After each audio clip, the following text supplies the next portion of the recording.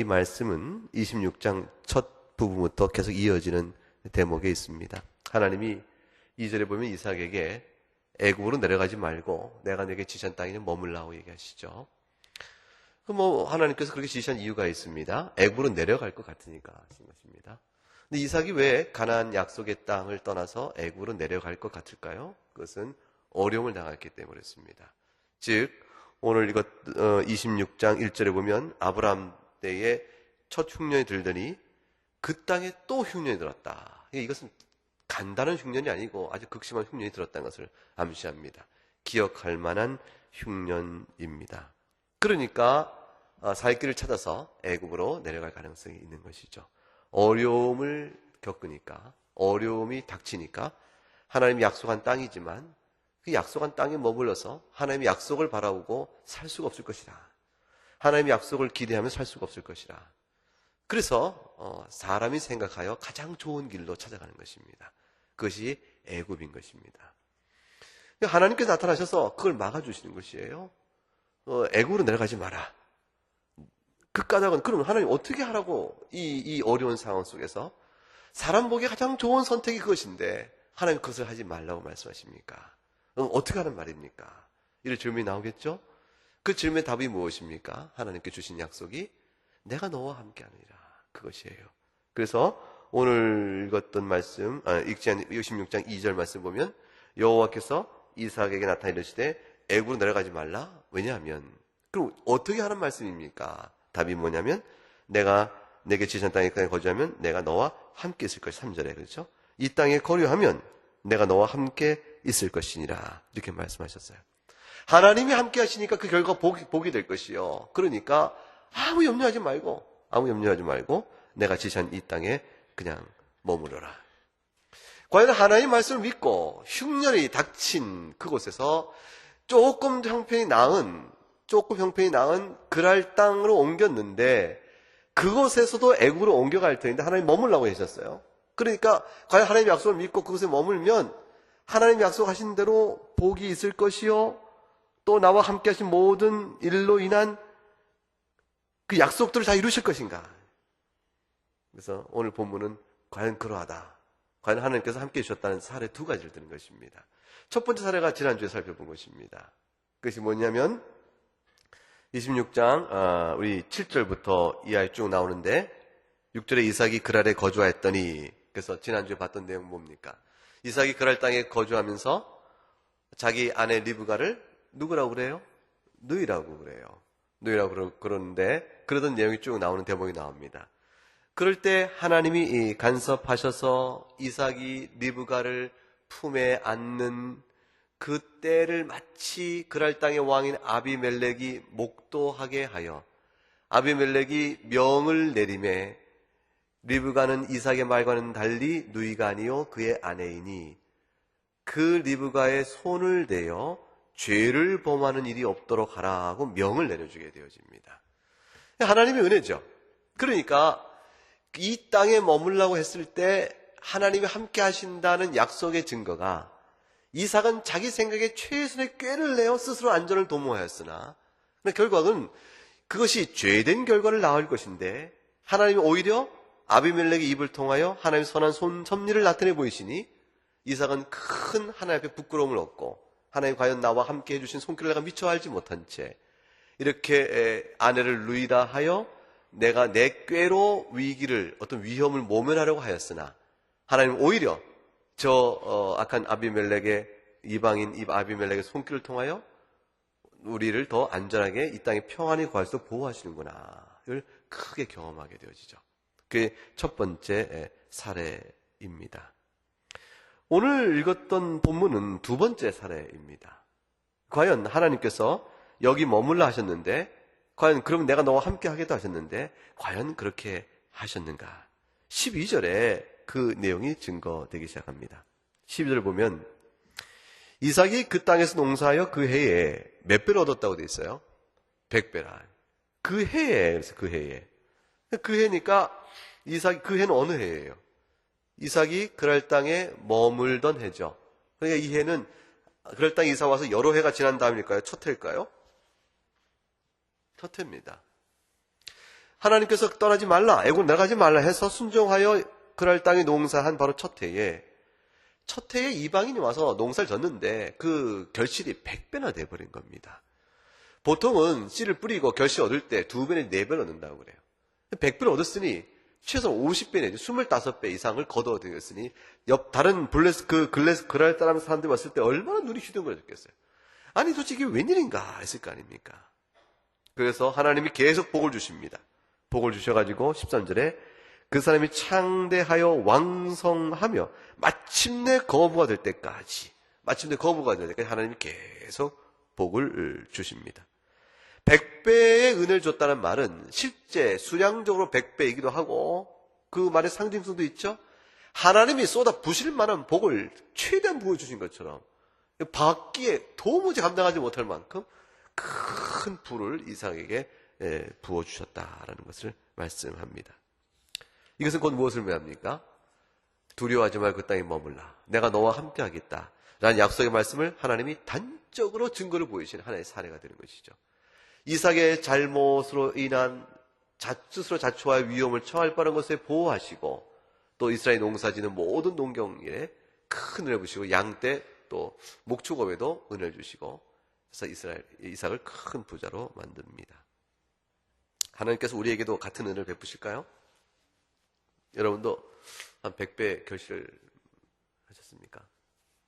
농사 져보셨어요? 농사 안 졌으니까 이 100배 결실을 어떻게 거두시겠어요? 무엇으로 우리도 하나님께 이런 은혜를 받고 있나 알 수 있나요? 하나님은 이삭에 부어진 이 은혜를 이삭이란 특별한 상황 속에 이삭에게만 준 것이 아니고 이걸 통해서 하나님을 믿는 모든 백성에게 같은 은혜를 약속하십니다. 근데 그 약속을 실현을 다만 우리가 생각하는 대로 주시는 것인가 아니면 하나님 방식대로 주시는 것인가 그게 차이가 있을 뿐입니다. 궁극적으로는 다 동의하게 되어집니다. 하나님께서 100배의 결실을 나는 씨앗을 뿌렸는데 하나님 내게 100배나 되는 결실을 줬어요. 말할 수 없는 주체할 수 없는 결실을 저에게 주셨습니다. 라고 하나님 모든 백성이 다 고백하게 됩니다. 언제는 확실하냐면 천상의 교회에 가게 되면 다 그렇게 되어집니다. 천상의 교회 그 낙원에 이르게 되어지면 지금은 우리는요 우리 생각대로 하나님을 판단합니다. 우리 생각하는 내가 바라는 바를 내가 바라는 방식대로 내가 바라는 때에 주시옵소서. 이게 이제 우리의 기도거든요. 근데 그 기도는 하나님 원하시는 기도의 성격과 좀 다릅니다. 기도는 하나님의 뜻대로 하나님의 방식대로 하나님께서 내가 구하기를 원하시는 바를 내가 구할 수 있게 하옵소서. 이게 기도입니다.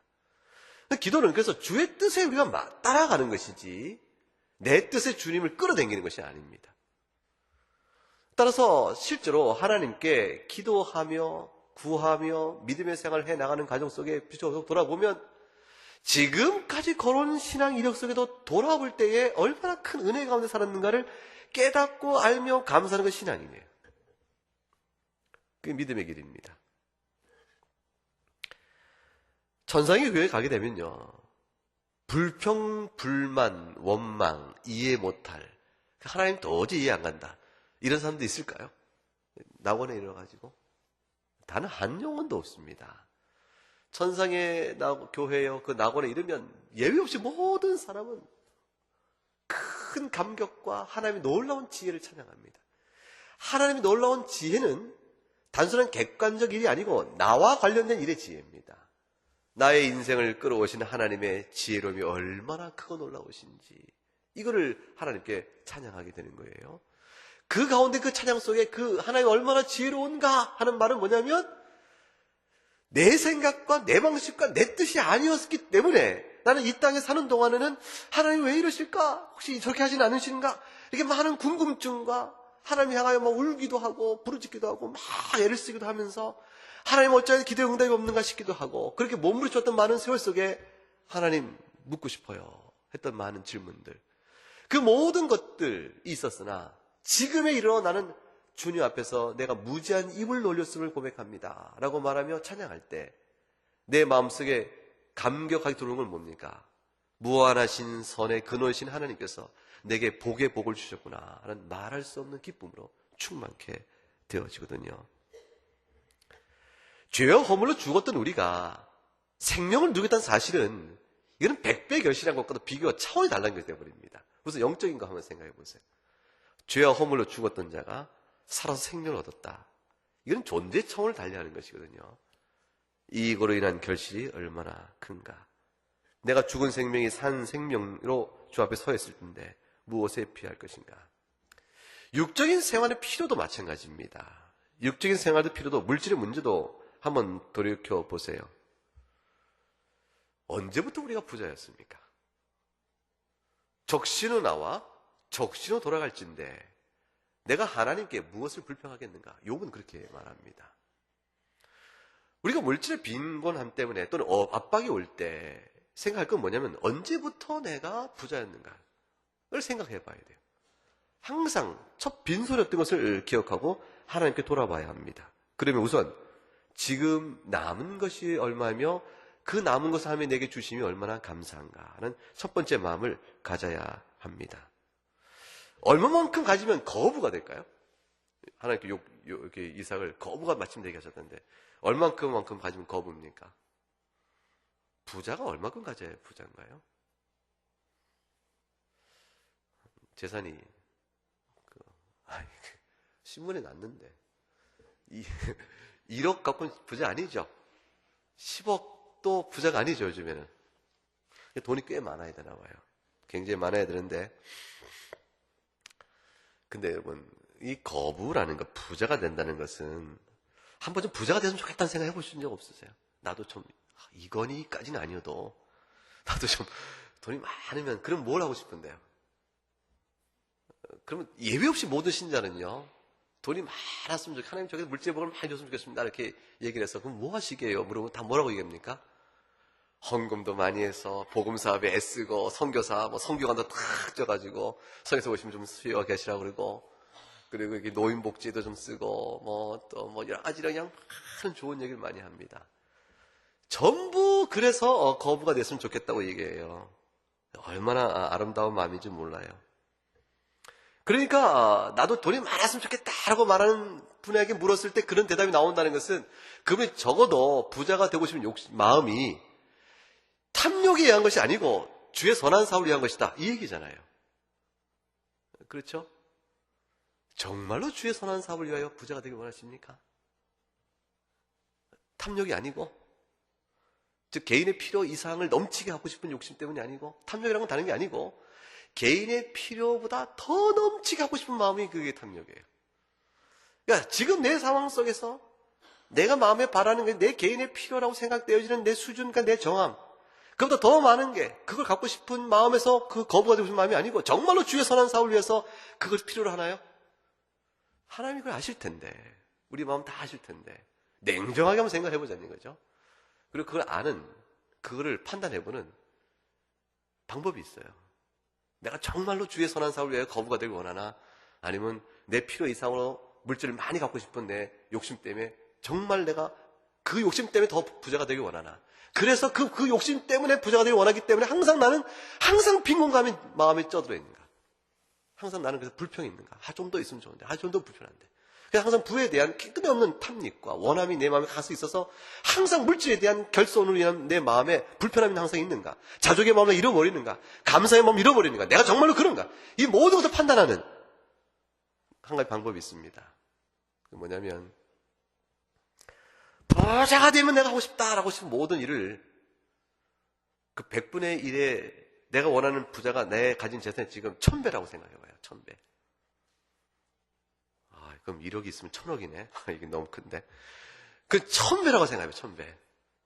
그 1000억, 그 1000배가 있으면 내가 뭘 하겠습니다 하는 그것이 선한 사업을 위한 열심이면 지금 1000분의 1의 재산을 갖고 선한 사업에 가요 얼만큼 하는가를 보면 알아요. 그걸 보면 압니다. 지금 내 수준과 내 형편 안에서 주를 향한 선한 사업을 내가 얼만큼 하고 있는가, 그걸 보면 압니다. 그걸 보면 정령코 큰 재물을 원하는 내 마음이 내가 필요 이상의 욕심 때문인지 아니면 선한 사업을 위한 것인지를 쉽게 알 수가 있습니다. 작은 일에 충성하면 큰 거 주신다고 하셨어요. 그것은 헌걸 이만큼 하면 이 큰 대가를 주신다. 이제 기브 앤 테이크를 하나님 말씀하시는 게 아니고 우리 영적 내면의 본질을 봐라는 것입니다. 하나님 앞에 어떻게 서 있는가를 봐라. 그걸 말씀하시는 것입니다.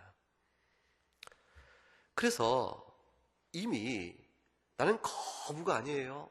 그냥 난 자그마한 소시민의 조그만 재산 갖고 사는 사람이에요.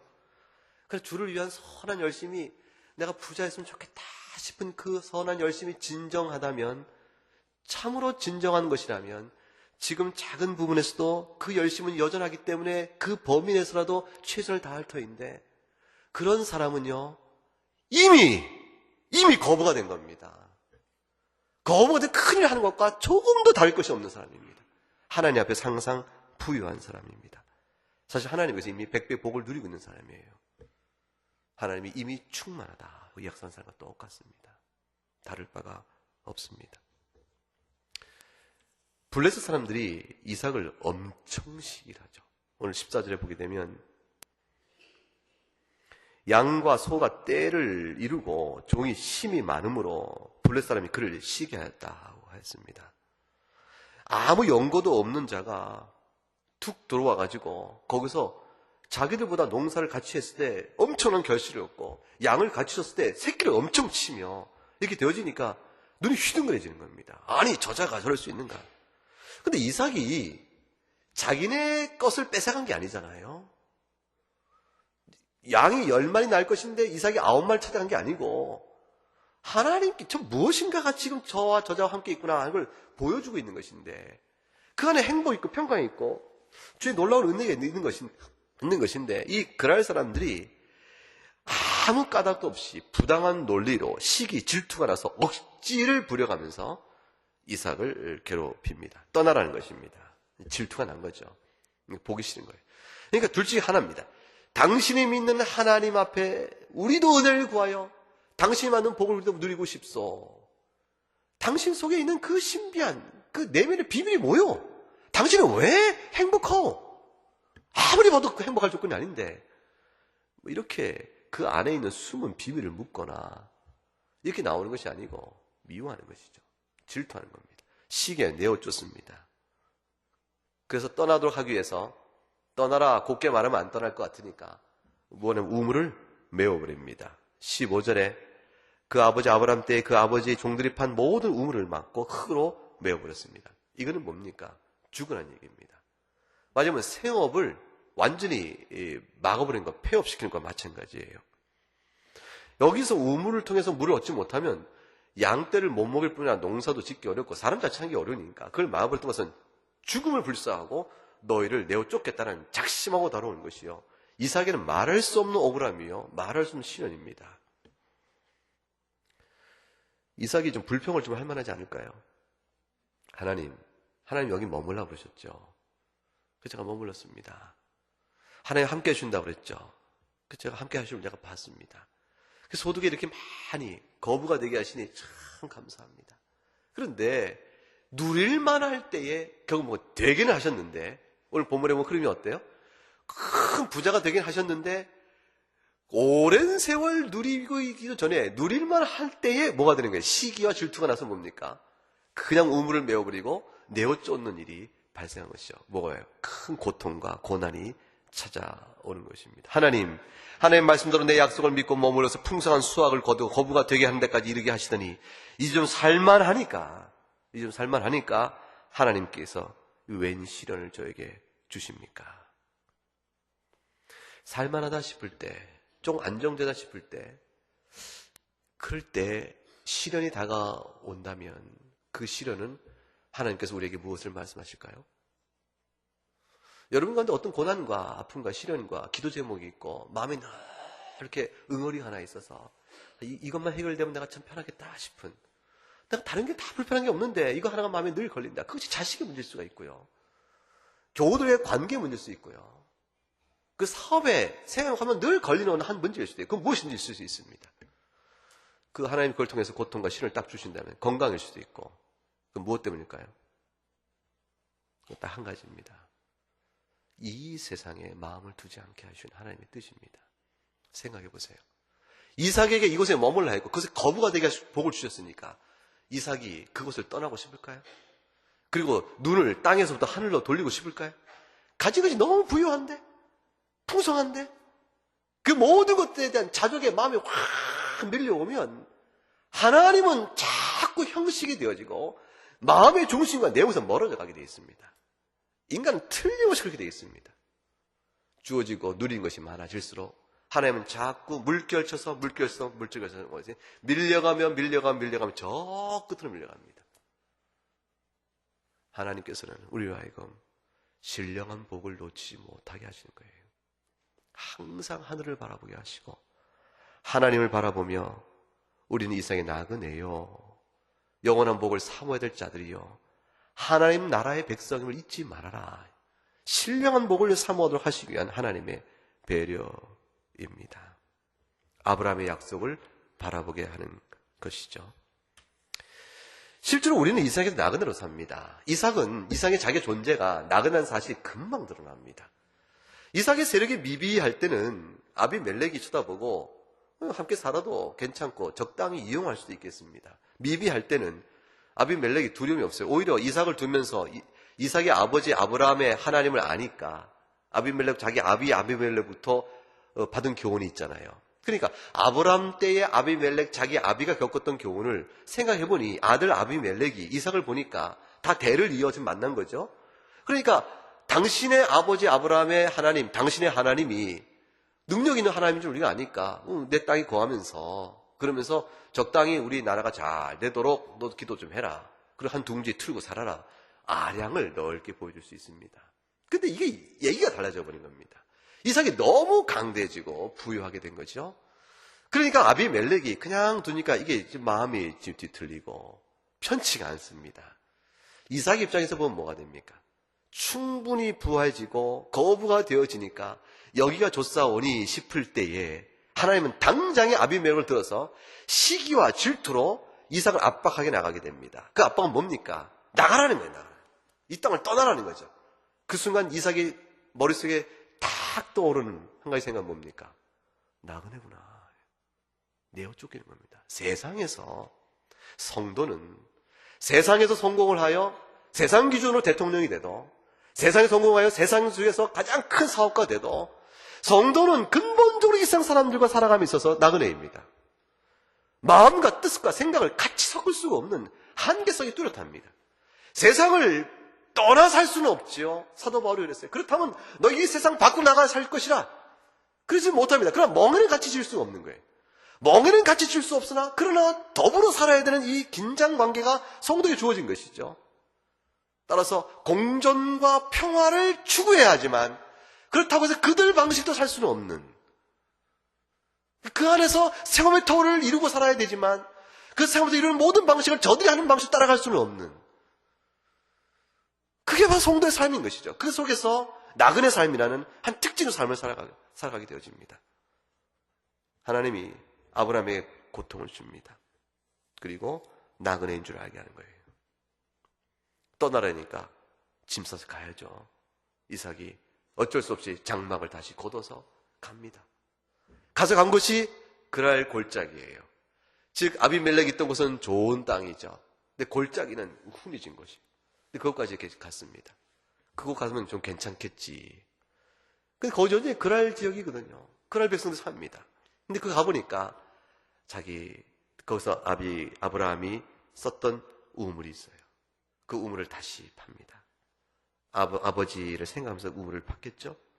그 우물을 팔 때 이삭이 어떤 상태로 아버지의 이름을 다시 부르며 우물의 이름도 아버지의 조준 이름을 부르며 그 우물을 팝니다. 나그네가 나그네로 살아가는 길을 성공적으로 사는 길은요, 신앙의 길을 올곧게 살아가는 길은 세상으로부터 나는 세상에 속한 사람이 아닌 사실을 확인한 그 순간 기뻐하며 즐거워라. 너희가 하늘에 속한 자라. 너희가 세상에 속했으면 세상이 자기 것을 사랑했으니까 너희를 사랑할 것이지만 너희가 세상에 속하지 않았으므로 그들이 나를 미워하면 너희를 미워하느니라. 주께서 말씀하신 대로 외롭고 서글프고 억울하고 힘들 때 성도가 갈 곳은 무엇입니까? 어떻게 견뎌나가죠? 먼저 믿었던 성도의 길을 따라가는 거예요. 앞서간 믿음의 선배들을 바라보면서 저들의 삶을, 저들의 신앙 여정을 어떻게 걸었는가를 생각해 보면서 저들이 내딛는 길을 나도 그냥 똑같이 걷는 겁니다. 내딛는 발자국을 따라서. 그게 안전한 것이죠.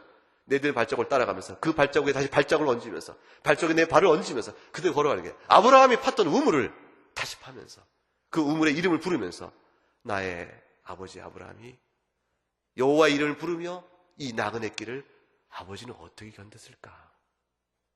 그 우물의 이름을 다시 아버지가 지은 이름대로 불러가면서 그 길을 가는 겁니다. 우리는 어제 이곳에서 정한 박윤선 박사님의 신앙 경건을 기리는 매우 아름다운 모임을 전 교단적으로 가졌거든요. 왜 이것이 필요할까요? 영적 사표가 왜 필요합니까? 영적 사표가 왜 필요해? 영적 스승이 왜 필요합니까? 우리가 연약하니까. 우리 다 흔들리니까. 다 믿음의 길을 흔들리니까. 그러니까 박윤선 박사님이 하나의 목사요, 주의 종으로 부르심 받은 분으로 그 살아간 길이 어떤가를 우리도 돌아보면서 그 길을 닮아가는 애씀이 우리를 그만큼 벗어나지 않게 해주는 것이니까. 그 성도를 바라보는 겁니다. 우리 교인들 가운데서 아름답게 신앙생활을 하다가 하늘나라를 먼저 가시는 분들이 한 분, 두 분 생기지 않겠어요? 우리가 오랫동안 기억하시는 분, 그분을 기억하면 40년, 그분의 인생을 돌아보면 30년, 내가 그분과 안 되게 20년, 긴 세월 동안 예배 때마다 그 앞에 나와 예배 드리시고, 찬송 때마다 얼마나 마음을 찬송을 부르시는지, 기도 때마다 주여 주여 하시면 기도하시는지, 그분에게 내가 기도 부탁을 해왔고 살아왔던 세월들, 젊어서는 힘있어 남들이 안 하는 봉사 마다하지 않고 봉사하시고, 남들 어려울 때 도와주시고, 눈물로 기도로 도와주시면 그 신앙의 아름다운 자태, 그분들 살펴보는 거면서 나도 노년에 이르면 저 자태의 길을 나도 따라가야지. 우리 힘이 되잖아요. 교회에서의 이 어른들은, 소망이나 바울에 속하는 어른은 너무너무 귀한 분들이에요. 그분들의 신앙의 올곧음, 그분의 한 분 한 분의 믿음의 자세, 예배당에 앉아 계신 모습 하나는요, 엄청난 영적 무게감으로 젊은 모든 세대 속에 그들도 다시 뒤에 올 거니까, 따라가는 인생이니까 우리 걸음을 지켜줍니다. 다 지켜줍니다. 이삭은 아브라함의 우물을 판 겁니다. 먼저 믿은 성도를 바라보는 것이죠. 먼저 나그네 길을 걸어간 성도의 길을 보듯이 아브라함의 아버지 아브라함의 길을 걸어 이삭은 따라갑니다. 나그네 길의 고난이 한 번에 그치질 않아요. 한 번에 그치지 않습니다. 파고가 밀려와서 겨우 넘으면 또 한 번 파고가 팍 밀려오고 또 밀려옵니다. 계속 밀려오는 파고 속에서 이삭은 그랄 골짜기도 다시 뺏깁니다. 뺏기니까 어떡합니까? 다시 또 묵묵히 떠나서 다른 곳에 또 우물을 또 팝니다. 또 뺏깁니다. 이 뺏긴 우물들의 이름을 에색이요 신나라 졌는데, 이 말 원래 우물의 이름을 그렇게 진 뜻을 보면은 이 이삭의 이 마음이 얼마나 쓰라리고 비통한 걸 알 수가 있어요. 이 에색이란 첫째 우물 뺏긴 우물의 이름을 그렇게 불렀던 까닭은요, 강탈당했다, 그 뜻이에요. 강탈의 의미가 있어요. 내가 이 우물을 저들에게 강탈당하여 그 애통함을 금할 수가 없다는 뜻을 거기 담아서 이름을 전한 거예요. 뒤에 두 번째에 여러분 그 21절 신나라 이름 줬던 것은요, 이거는 저 악마와 같은 저들의 간계한 악행으로 말하면 내가 빼앗겼구나, 그것을 다 담아놨어요. 그러니까 이 이삭의 이 우물 뺏긴 이 마음의 속쓰림은 말할 수가 없는 겁니다. 왜냐하면 생업 자체를 전폐하게끔 위협했다니까요. 사람들이 내가 참고 참았지만 이것만은 못 참는다, 뭡니까? 생업을 위태롭게 위협하면 못 참잖아요. 근데 지금 우물을 빼앗겼다는 것은 생사의 기로 속에 생업을 뺏긴 것 똑같은 거예요. 그걸 두 번이나 겪고 쫓겨납니다. 마침내 한 곳에 이르러서 저들이 다시는 뺏지 않게 돼서 이제 한숨을 쉬고 내가 이곳에서 내 식소들을 거닐 만한 터의 여유를 얻었다 해서 결국 한 곳을 잡습니다. 그게 르호봇입니다. 그런데 무엇을 깨달았는지 이삭이 르호봇이라는 곳에서 이제 지경을 필 수 있겠구나 하고 안도를 탁 놓는데, 근데 23절에 이삭이 거기서부터 브엘세바로 발행하였다. 이렇게 되어 있습니다. 무슨 까닭인지 이삭이 오래 머물지 않고 브엘세바로 갑니다. 브엘세바는 아브라함이 우물을 파고 하나님께 단을 쌓아 예배를 드렸던 바로 그것입니다.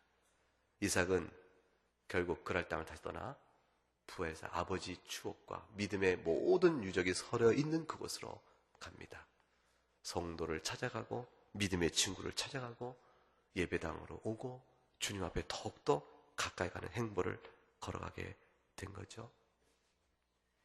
그때 24절에 주님이 이삭에게 나타나서 말씀하십니다. 나는 네 아버지 아브라함의 하나님이니 두려워하지 말라. 하나님께서 아브라함이 약속하신 영생의 유업이요 복의 복을 그에게 다시 한번 확인시켜 줍니다. 내가 너와 함께 있어 네게 복을 주어 네 자손이 하늘의 별처럼 많을 것이요 번성하게 될 것이라. 이 말씀은 약속입니다. 실현이 되고 있지는 않아요. 이삭은 그 실현의 약속을 못 봅니다. 그러나 이 약속이 확고한 것을 다시 한번 분명하게 말씀해 줍니다. 이삭이 마지막 절에 어떻게 돼 있어요? 제단을 쌓고 여호와 이름을 부르며 거기 장막을 쳤더니 이삭의 종들이 거기서도 우물을 팠더라. 부엘세바의 최종 거점을 다시 확보하고 그곳에 이삭은 나머지 생애를 계속해서 살아가게 되어집니다. 여러분은 삶의 거점을 어디다 두시겠어요? 먼저 믿은 성도의 삶, 그들이 귀히 여겼던 그것처럼 믿음 뿌리에 두어가지 않겠습니까? 무엇으로 인생이 더해 갈수록, 신앙의 연륜이 더해 갈수록 여러분이 소중히 여기고 귀히 여긴 것은 도대체 무엇입니까? 하나님 나라와 그의 몸된 교회를 사랑하는 일 외에 다른 것이 더 다가올 수 있을까요? 예전엔 나도 열심히 했어. 그걸로 충분합니까? 봉사의 모습과 사랑의 모습과 주를 위한 선한 사업의 열심들은 각각 달라질 수 있어요. 몸이 무겁고 아프고 다 그렇게 되지니까 손길들은 달라질 수 있죠. 마음은 주를 더 연모하시고 주를 사랑하셔야 합니다. 결국 우리가 세상에서 고난이 밀려올 때라도 먼저 믿은 선배의 믿음의 발자취를 붙잡고 나가는 것 외에 다른 길이 없듯이 말이죠. 오늘 하나님께서는 과연 약속의 땅에 머물라 내가 너와 함께하리라 그 약속을 26장 이 두 사건 일부가를 아내로 말하지 않았으나 하나님이 그걸 지키고 보호하시는 사건 하나 과연 그 이삭을 풍요롭게 하시는 거부가 만드는 이 사건을 두 개 통해서 그러나 거부가 되었으나 끝내 나그네에 불과하다는 사실을 알게 하시고 아버지 아브라함 믿음의 자취를 따라가고 하늘의 약속만을 바라보게끔 이삭을 이끌어 가시는 하나님의 손길. 참으로 하나님 함께 하시다는 말 뜻이 무엇일까? 그것은 이 땅에서 내 욕심과 탐욕들의 평안이 아니요 하나님과 동행하고 그의 교훈대로 살아가는 아브라함을 통해 주시는 영원한 축복. 그것이 참된 하나님의 함께 하심이구나. 그걸 보게 하시는 그 은혜대로 이렇게 몰아가시는 보게 됐습니다. 우리 믿음의 생활도 그렇게 될 수 있기를 바랍니다. 우리 한번 기도하겠습니다.